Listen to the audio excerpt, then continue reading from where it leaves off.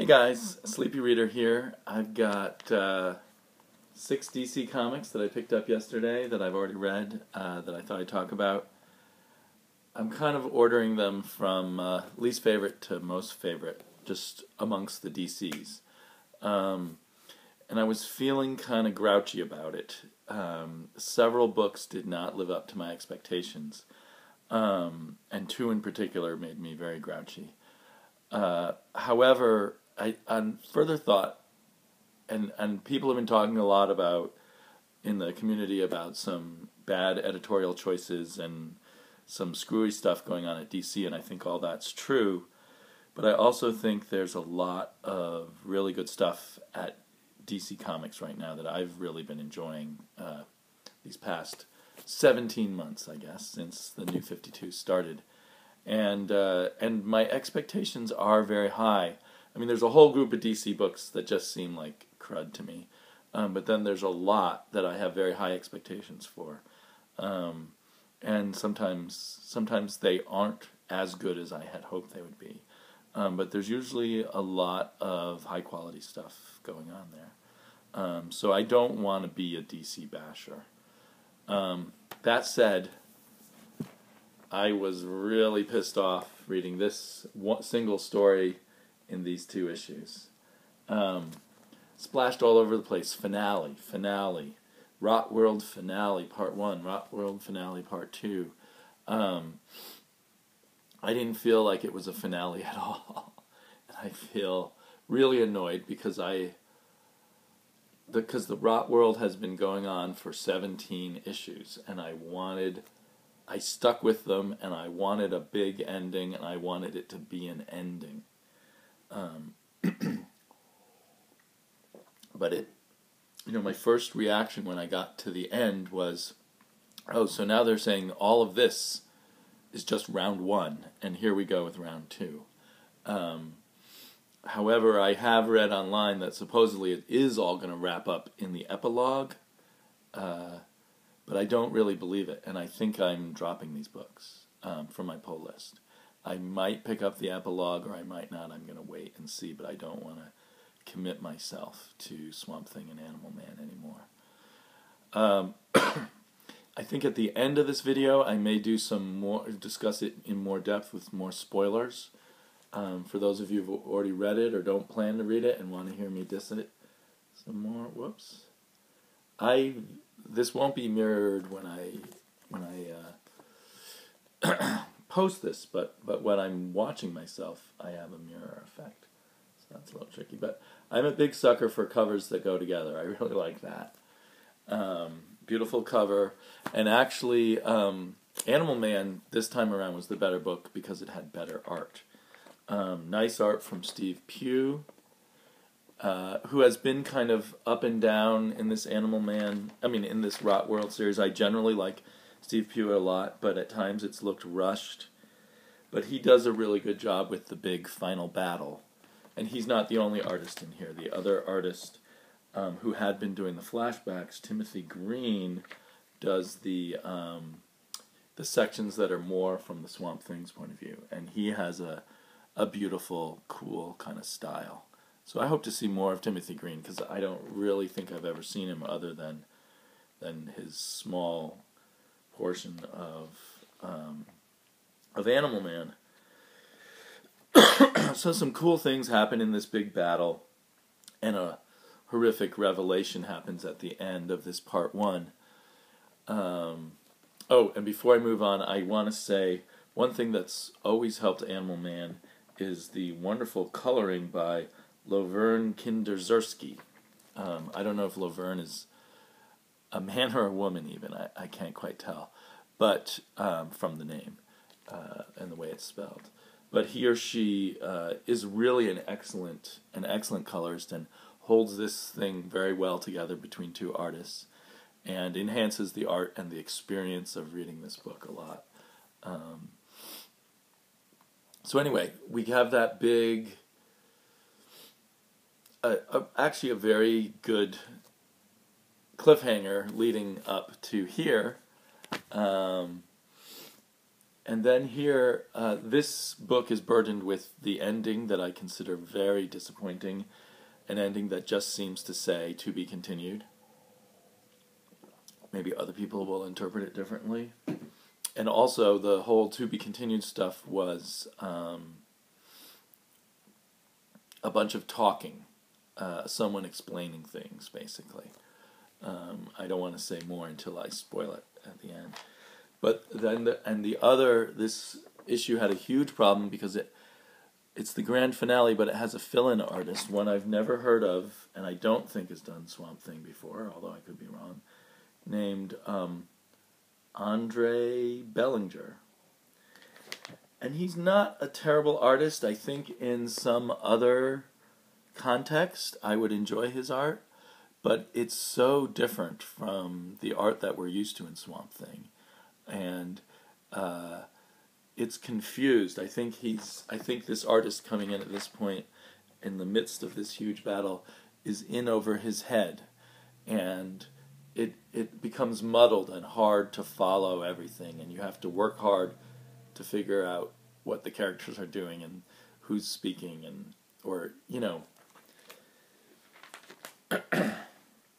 it's just not as great storytelling as we expect, along with the change in style.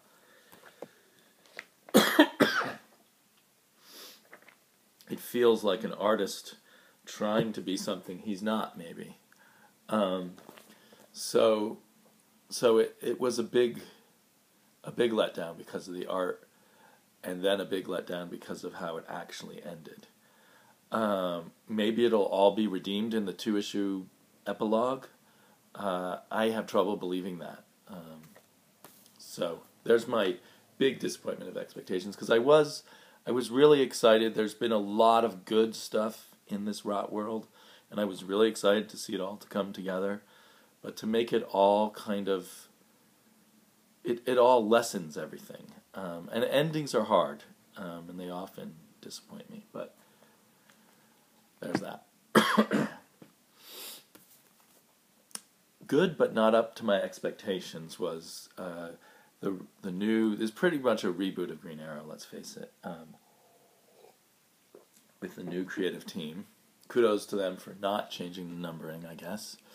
But this is the first issue by Jeff Lemire, a writer that many of us have high opinion of most of the time, and by an excellent artist, Andres Sorrentino, that most of us have gotten to know through I, Vampire, and really brilliant work on I, Vampire.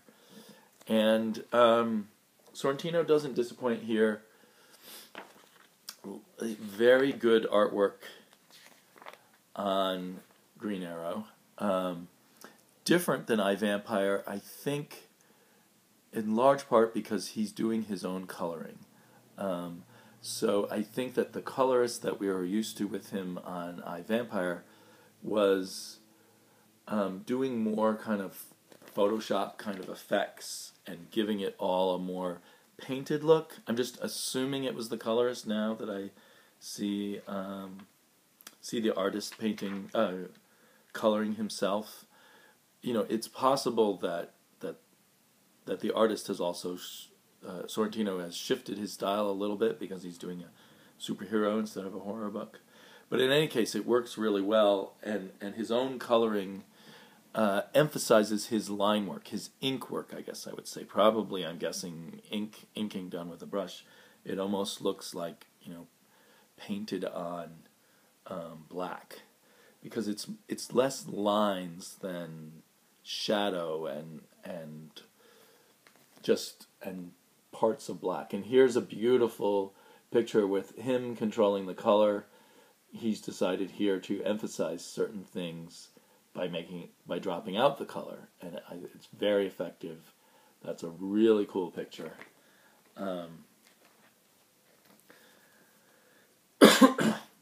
So this is very enjoyable for the art, and it's Jeff Lemire, who I feel I had too high expectations of.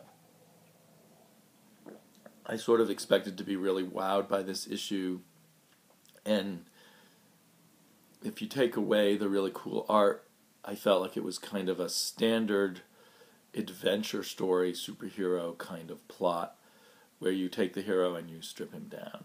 And it was very basic and straightforward. Maybe it's smart of Lemire to do something very basic and he can build up on that. But because I don't know much about Green Arrow, I didn't get any of the references to the island, and I don't know enough about his family and his background to connect with what we're given here. So yeah, I didn't connect with the character, and it was just pretty much a straightforward, there's some unstoppable bad guy who's destroying my life piece by piece. And at every step I'm having things taken away from me. It just seems like a pretty standard plot. It's done well, so there's nothing wrong with it. I think if this wasn't Jeff Lemire, I would have thought it's a decent superhero comic. But because it's a hero that I don't care about, I wouldn't have picked it up if it wasn't Jeff Lemire. So, yeah, I'll probably buy at least one more issue, but I'm definitely on the fence about whether to really follow Green Arrow at this point. And after all, I'm dropping Animal Man, which I've followed for 17 issues. So Jeff Lemire's still wowing me on Justice League Dark. So I'm not anti-Jeff Lemire, but I seem to be less into him now than I was before. Detective Comics was very good, very solid. So far, sort of working within the confines of the whole Joker storyline. Writer John Layman has been delivering just a good, solid Batman book, kind of old school. Lots of detail about how Batman solves the mystery and works things out. Jason Fabak's art complements that very well.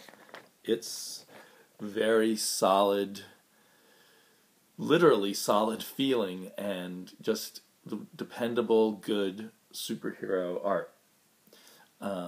And I really enjoy it. It's well colored too. The colors by Jeremy Cox work really well. So this is just a good, solid book. It's fun. So far, I feel like I can depend on it for just a fun superhero time. This does make me think. I've been reading a lot of Marvel lately. I haven't made the videos about it yet, but I've been reading a lot of Marvel lately. And DC does this some too, but I get tired of the big cosmic story. It starts to feel like nothing's at stake. And these smaller Batman stories that are just about an individual crime or an individual criminal, they have more power, really, than when the whole world's at stake, when Rot World is destroying everything. Or in a Jonathan Hickman story where multiple universes are at stake. Those are fun sometimes, but in the end, your meat and potatoes superhero is best on a smaller scale. I really enjoyed Stormwatch. In fact, really, it's getting very little attention, but I think it's even better than Justice League Dark. It was really bad a while ago, which is part of why probably no one is paying attention. But starting, I think, in issue 13, where the Demon was kind of the guest villain, things have really been clicking. And Will Conrad's art is really fantastic. He's probably not getting as much attention as he should, just really great superhero art. One problem with Stormwatch is the legacy of Stormwatch and Authority. Those, especially Authority, were just so groundbreaking anti-superhero books, and this is more back in the mainstream main fold of superheroes, but still a bit edgy, but it's its own thing. And if you don't compare it to those old Authority comics, you can enjoy it a lot.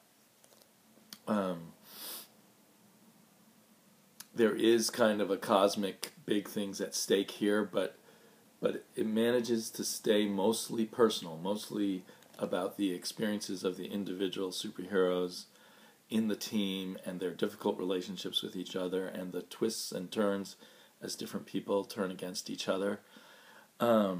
you kind of feel like Stormwatch is its own problem. And, if one looks at it in the bigger picture, maybe just get rid of Stormwatch and the world would have less problems. But we're not really supposed to think that. But in any case, it still makes for really good stories. So I highly recommend it. If by some chance you could pick up starting with issue 13, that would be great. Or maybe issue 14 or 15, you'd still be able to scoop in. I don't think you can jump in on this issue. And I think there's a few more issues where Pete Milligan is going to be the writer.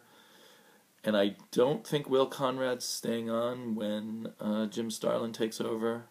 So it's kind of sad.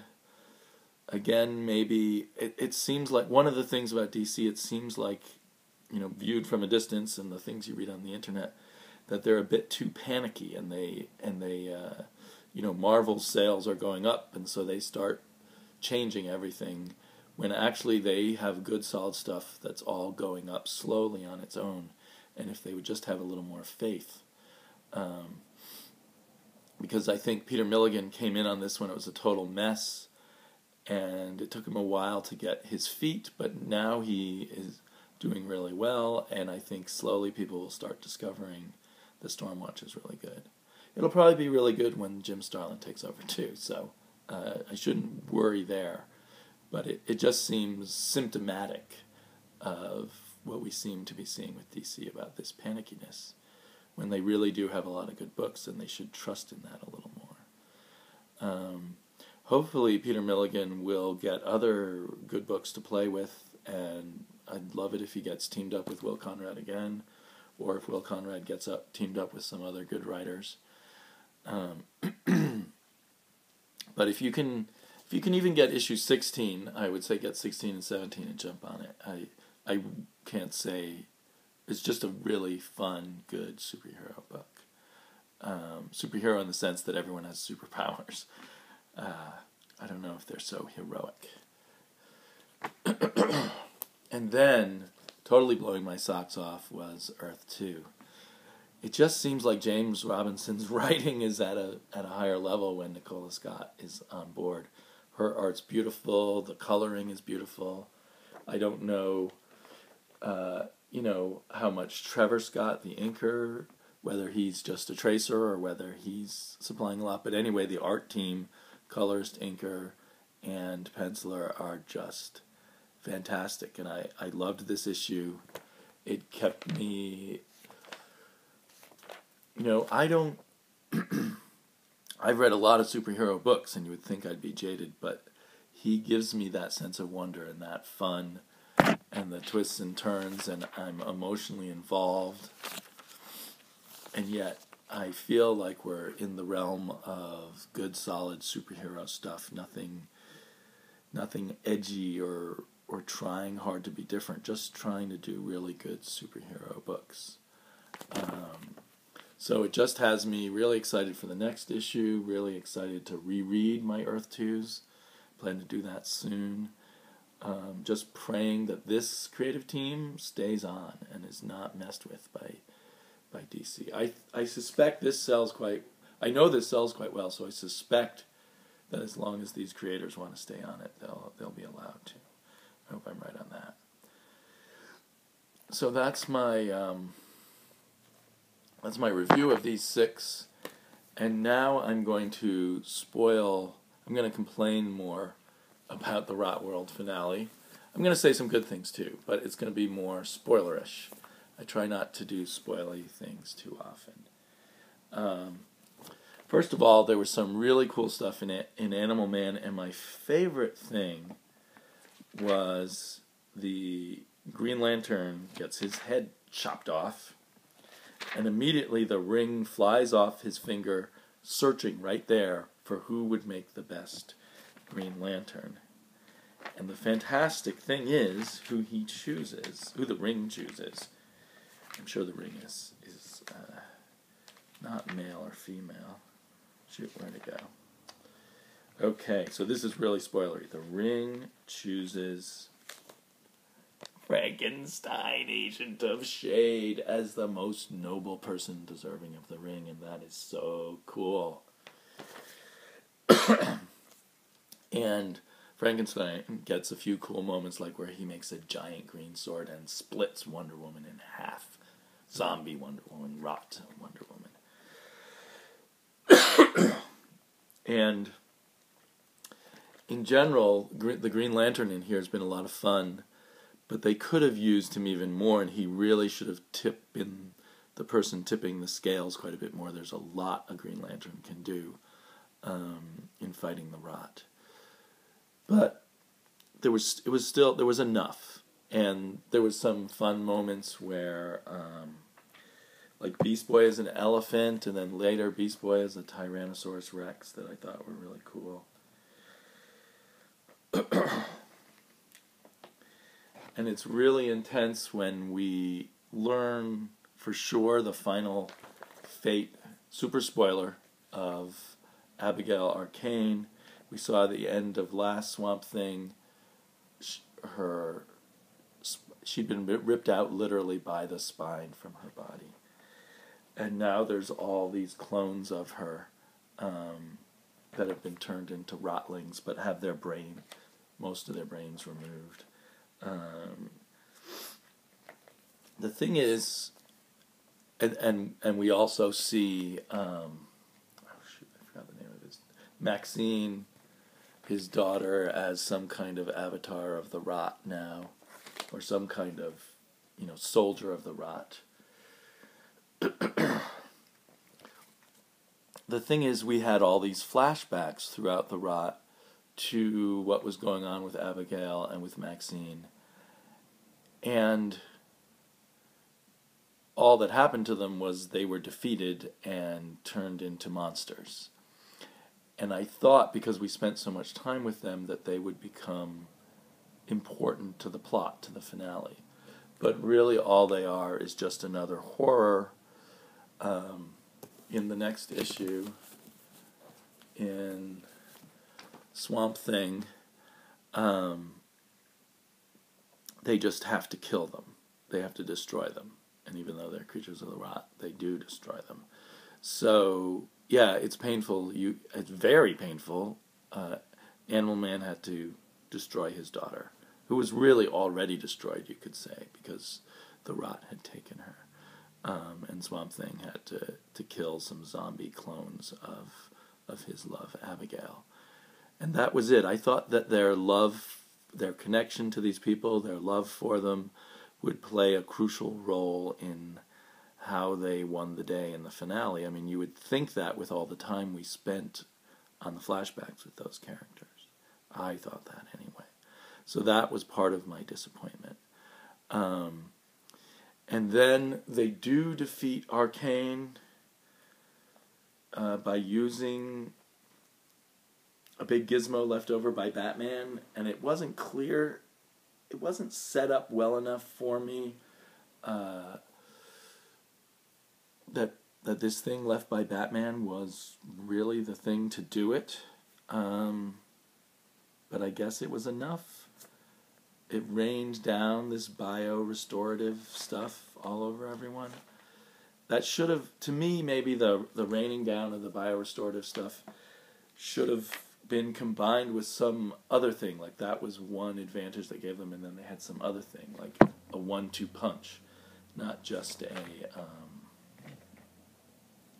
solution to their problem. Bingo. And then Arcane runs away and is going to go, I guess, down into this hole that's going to allow him to transfer through rot, through the timelessness of death, back in time and start over and do the rot all over. And then the Parliament of the Rot appears to our heroes and is now going to help them time travel back and chase Arcane, and then they can try and stop him again. So isn't that saying your grand finale is that everything's going to start over again?